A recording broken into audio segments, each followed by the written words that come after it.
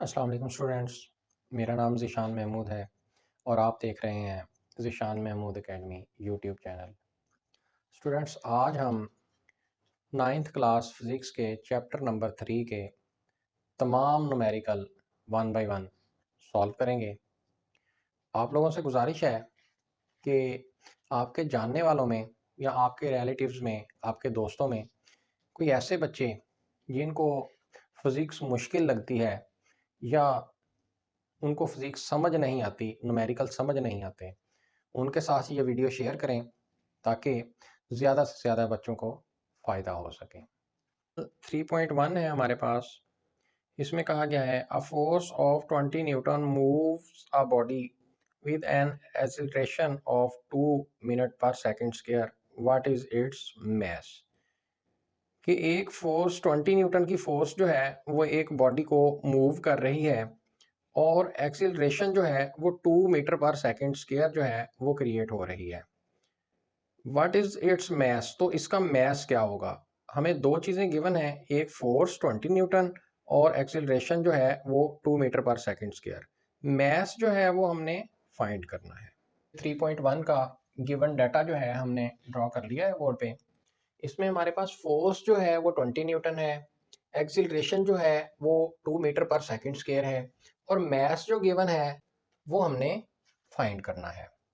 तो using Newton second law of motion जो है F is equal to ma, m हमने फाइंड करना है, तो ये a मल्टीप्लाई हो रहा है, इधर लाके डिवाइड कर देते हैं, तो ये बनेगा जी F over a is equal to m। सीधा करके लिखेंगे तो m is equal to F A. इसमें वैल्यूज पुट करते हैं हम, तो m ऐसे ही रहेगा क्योंकि ये फाइंड करना है। फोर्स जो है F वो हमारे पास 20 है और एक्सिलरेशन A जो है वो हमारे, तो ये 2 1s are 2 10s are, m is equal to 10 और मैस जो है वो हमेशा हम केजी में मैस का आंसर देंगे, केजी। 3.2 न्यूमेरिकल है हमारे पास। इसमें कहा गया the weight of a body is 147 newton, what is its mass. कि एक बॉडी है उसका वेट जो है वो 147 न्यूटन है और इसका मैस क्या होगा। Take the value of g as 10 metre per second square.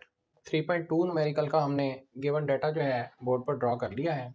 इसमें हमारे पास वेट जो है W वो हमारे पास है जी 147 Newton.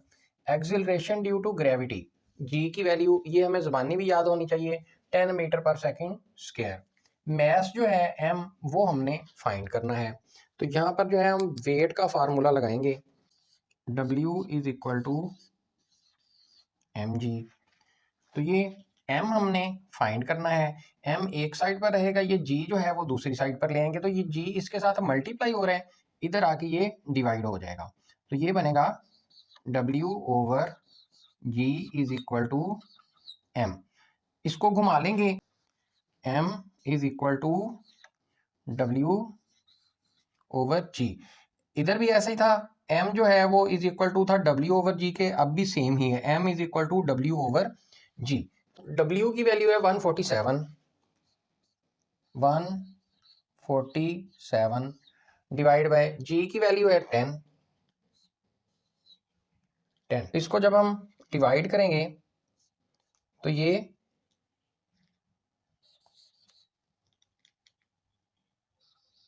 m is equal to 14.7 और मैथ्स का आंसर हमेशा हम केजी में देते हैं, इसका यूनिट केजी इसके साथ लगा देंगे।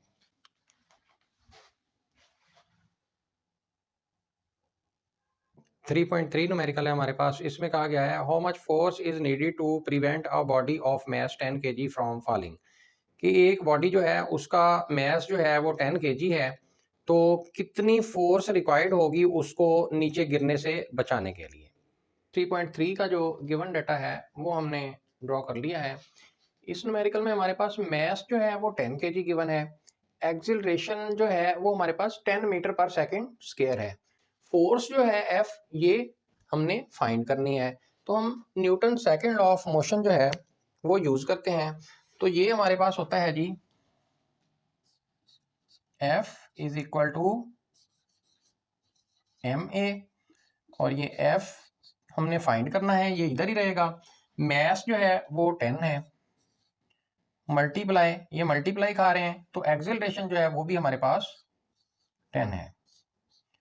तो फोर्स हमारे पास 10 मल्टीप्लाई 10 जो है 100, और फोर्स का जो यूनिट होता है वो न्यूटन होता है। ये हमारा आंसर होगा। नेक्स्ट न्यूमेरिकल है हमारे पास 3.4। इसमें कहा गया है find the acceleration produced by a force of 100 Newton in a mass of 50 kg। Acceleration हमने फाइंड करनी है, और फोर्स जो है वो 100 न्यूटन है, और मास जो है ऑब्जेक्ट का वो 50 kg है। जो 3.4 न्यूमेरिकल है उसका हमने गिवन डाटा बोर्ड पे ड्रॉ कर लिया है। इसमें हमारे पास फोर्स जो है वो 100 न्यूटन दी गई है, मास जो है वो 50 kg है, एक्सेलरेशन हमने फाइंड करनी है using Newton second law of motion. Newton का सेकंड लॉ ऑफ मोशन हम यूज करेंगे, तो वो हमारे पास होता है जी F is equal to M A हमने जो है वो फाइंड करना है। तो ये m इसके साथ मल्टीप्लाई हो रहा है, इधर आके डिवाइड हो जाएगा। तो F over m is equal to a, सीधा करके लिखेंगे तो a is equal to F over m, value put करेंगे तो a is equal to F जो है वो हमारे पास 100 है, और मास जो है m हमारे पास 50 है। तो इसमें ये 0 इस 0 से कट जाएगा, तो ये 5 1s आर 5 2s आर, तो ये एक्सेलरेशन हमारे पास जो है वो 2, और एक्सेलरेशन हमेशा जो है इसका unit metre per second square में होता है। एक्सेलरेशन का आंसर आपने हमेशा मीटर पर सेकेंड स्क्वायर में ही देना है। 3.5 में हमें कहा गया है a body has weight 20 newton, how much force is required to move it vertically upward with an acceleration of 2 metre per second square.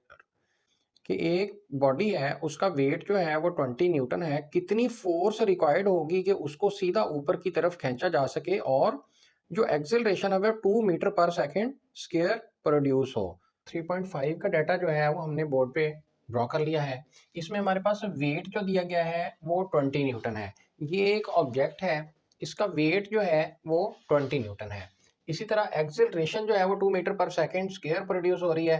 वो क्या कह रहा है मैं अभी आपको वहां से डायग्राम से समझाता हूँ कि ये एक ऑब्जेक्ट है, इसका वेट जो है वो 20 न्यूटन है, तो इसको कितनी फोर्स लगानी पड़ेगी कि ये ऊपर की तरफ जो है वो एक्सेलरेशन जो प्रोड्यूस हो वो 2 metre per second square produce हो। देखिए अगर 20 न्यूटन इसका वेट है और 20 न्यूटन जो है ऊपर को फोर्स लगाई जाएगी, तो ऑब्जेक्ट जो है वो रेस्ट की हालत में होगा, उस सूरत में एक्सेलरेशन जो है वो 0 होगी।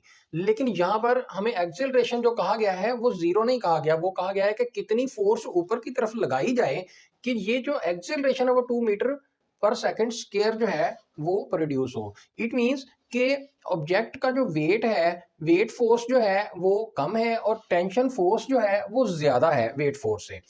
इस वजह से ये जो है acceleration 2 metre per second square जो है ये प्रोड्यूस हो रही है। जो टेंशन फोर्स है ऑब्जेक्ट फोर्स से कितनी ज्यादा है ये हम फाइंड करते हैं। तो इसके लिए एक्सेलरेशन जो है वो 2 मीटर पर सेकंड स्क्वायर आ गई, और वर्टिकली अपवर्ड फोर्स जो ऊपर को सीधा खींचने के लिए फोर्स लगाई जाती है उसको हम टेंशन का नाम देते हैं टी। हम नेट फोर्स का फॉर्मूला लगाएंगे, तो हमारे पास होगा जी F net is equal to F net जो है वो हमारे पास नेट फोर्स जो है वो बराबर होती है टेंशन माइनस वेट के।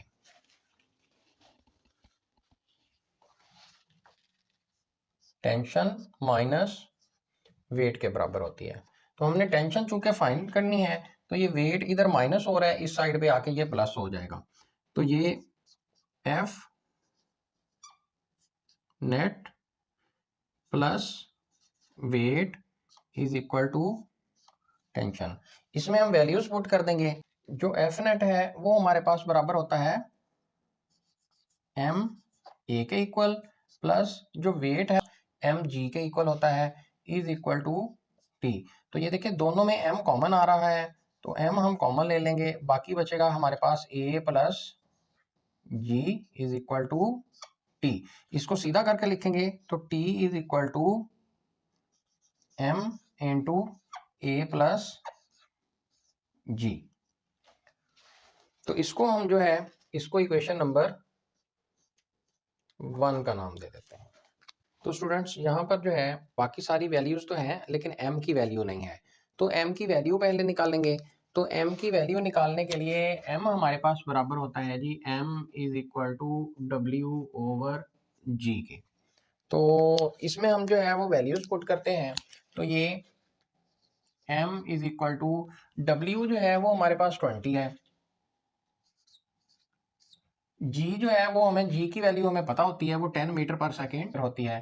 तो ये 10 1s आर 10 2s आर, तो ये m इज इक्वल टू 2 हमारे पास आ गया। अब इनकी वैल्यूज जो है ये सारी वैल्यूज हम इक्वेशन नंबर 1 में पुट करते हैं। तो यहाँ पर जो है ये देखें t हमने फाइंड करना है और m की वैल्यू हमने अभी निकाली है, a की वैल्यू जो है वो हमें गिवन है वो भी 2 है, प्लस g की वैल्यू जो है वो हमारे पास 10 है।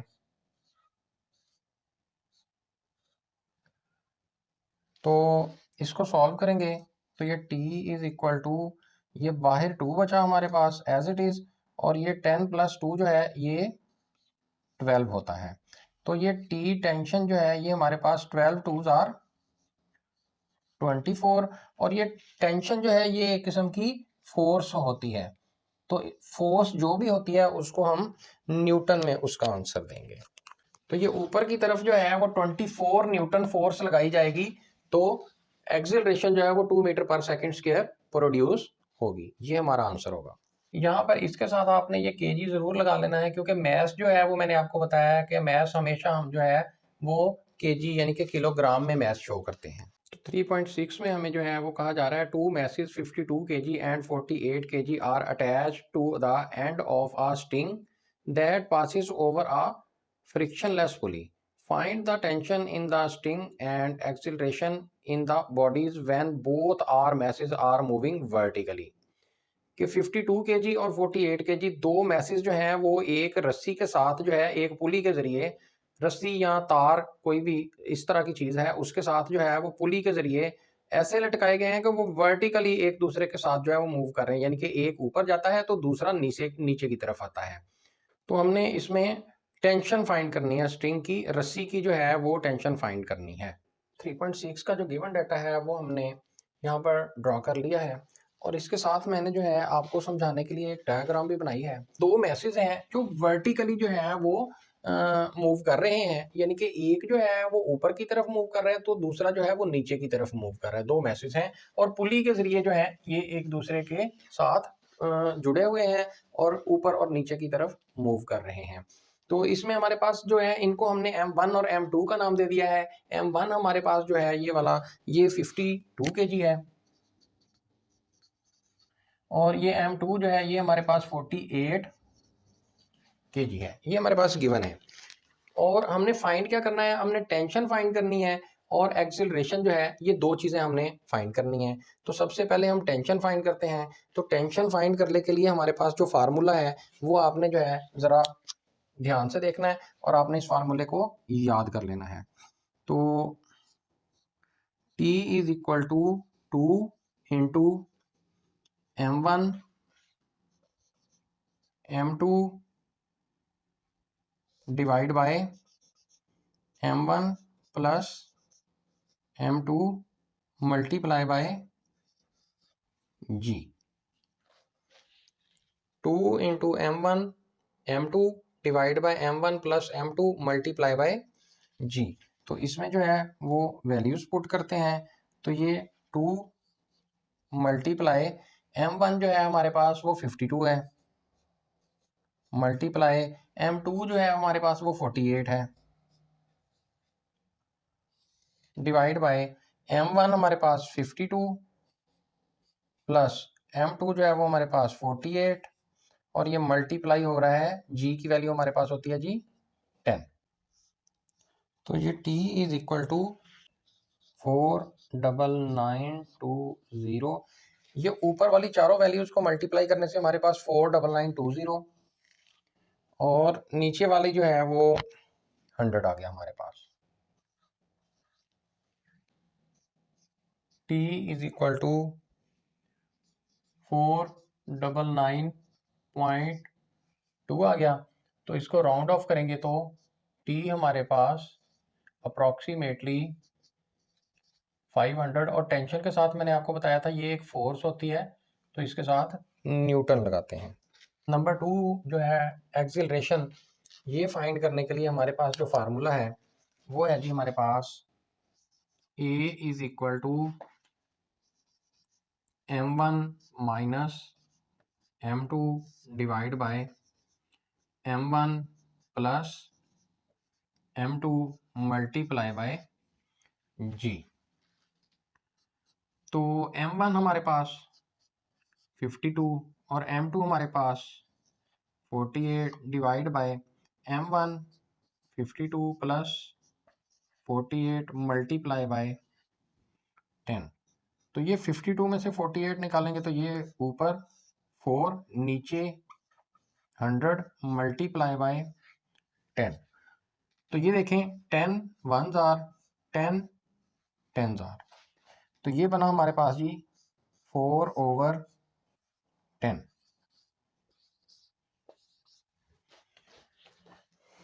तो इसको डिवाइड करेंगे तो एक्सिलरेशन आपके पास 0.4 मीटर पर सेकेंड स्क्वायर।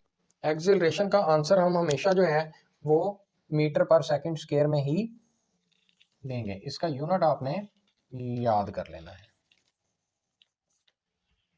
यही हमारा आंसर होगा।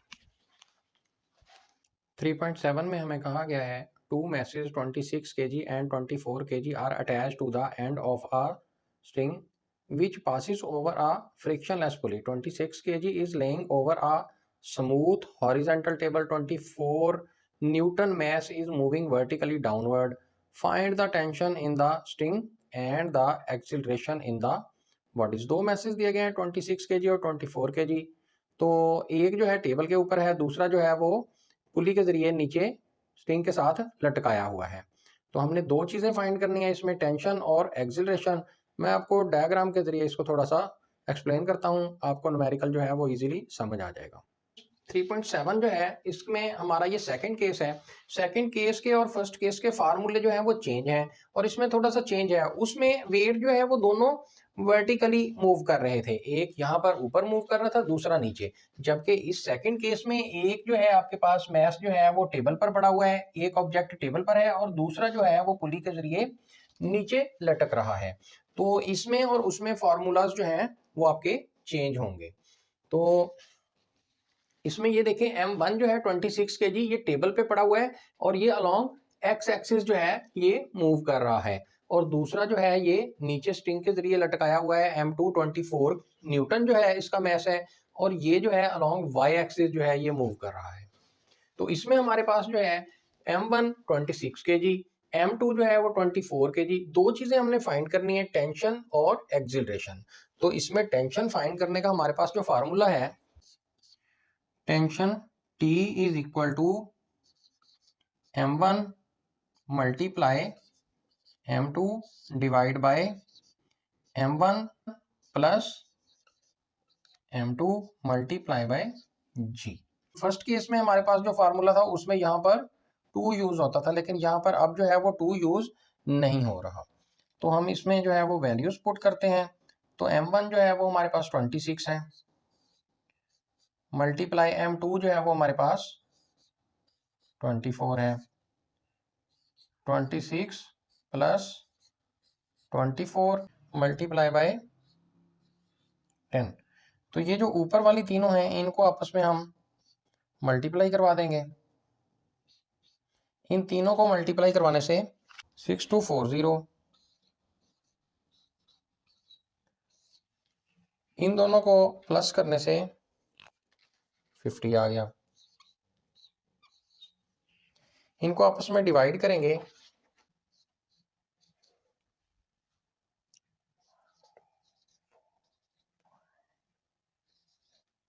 तो ये इन दोनों को डिवाइड करने से हमारे पास टेंशन जो है 124.8 न्यूटन आ गई। तो इसको राउंड ऑफ करेंगे तो tension is equal to 125 newton, और ये टेंशन का हमारा यही आंसर होगा। ये हमारी अप्रॉक्सीमेटली वैल्यू है। तो इसी तरह हम जो है नंबर 2 में एक्सीलरेशन जब फाइंड करेंगे तो इसमें भी हमारा जो है वो फार्मूला सेकंड केस का चेंज होगा। तो इसमें एक्सीलरेशन जो है a is equal to m1 over m1 plus m2 multiply by g। तो ये a is equal to m1 जो है वो हमारे पास 26 divide by 26 plus 24 multiply by 10। तो इन दोनों को हमारे पास मल्टीप्लाई करवाने से 260 डिवाइड बाय ये ऐड करने से हमारे पास 50 आ गया। तो एक्सेलरेशन जो है इन दोनों को डिवाइड करवाएंगे तो ये 0 इस 0 से कट गया, 26 को 5 पे डिवाइड करवा दें तो ये आपके पास 5.2 आएगा। 5.2 तो इसको राउंड ऑफ कर लेंगे तो acceleration is equal to approximately 5 metre per second square. Acceleration का आंसर हमने हमेशा पर सेकेंड स्क्वायर में देना है।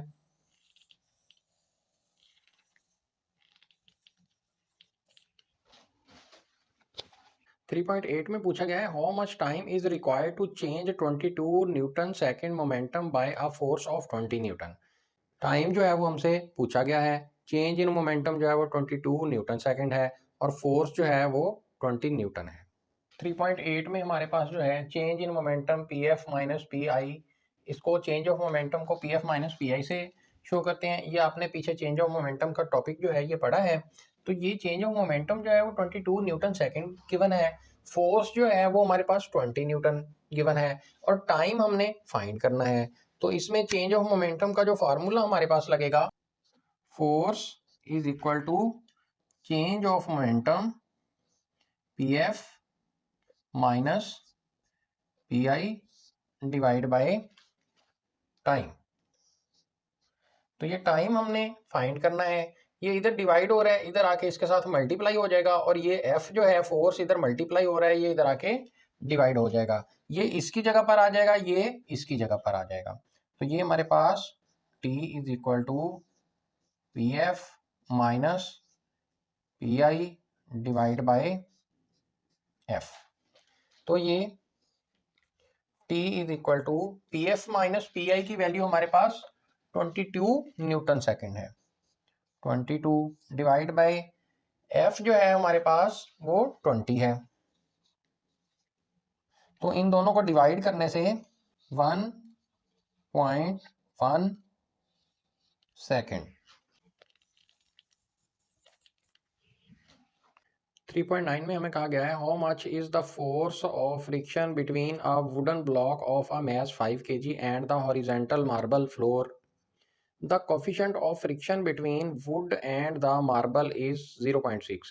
कि एक लकड़ी का ब्लॉक है जिसका मैस जो है वो 5 kg है, उसके और मार्बल फ्लोर के दरमियान फोर्स ऑफ फ्रिक्शन फाइंड करनी है, जबकि कोफिशिएंट ऑफ फ्रिक्शन जो है वो इन दोनों के दरमियान किसके, वुडन ब्लॉक के और मार्बल के दरमियान जो है वो 0.6 दिया गया है। 3.9 का डाटा हमने बोर्ड पे ड्रॉ किया है। इसमें हमारे पास जो गिवन में मैस है, मैस हमारे पास 5 kg है, इसको m से रिप्रेजेंट करेंगे।